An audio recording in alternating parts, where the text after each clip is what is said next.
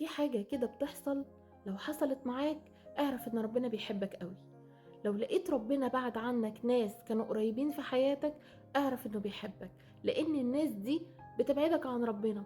لو ربنا حط جواك احساس بتأنيب الضمير من ذنب معين انت كنت بتعمله او حتى لسه بتعمله، احمد ربنا. اعرف برضو ان ربنا بيحبك. ربنا بيمهد لك الطريق للناس اللي بيحبهم، اللي بيحبهم حتى لو الطريق بعيد او انت بعيد قوي عن ربنا بالمعاصي. ربنا بيحاول يقرب لك الحكاية دي وبيبعد عنك وبيمهد لك الطريق علشان توصل له على خير.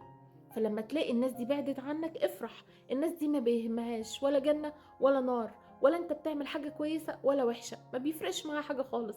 لكن لو قرب منك الناس الطيبة، الناس الكويسة، الناس اللي بتزقك لفعل الخير، اعرف ان هو بيحبك قوي. فاطمن لما يبعد عنك حد، ما تبقاش تزعل، افرح وقول خير.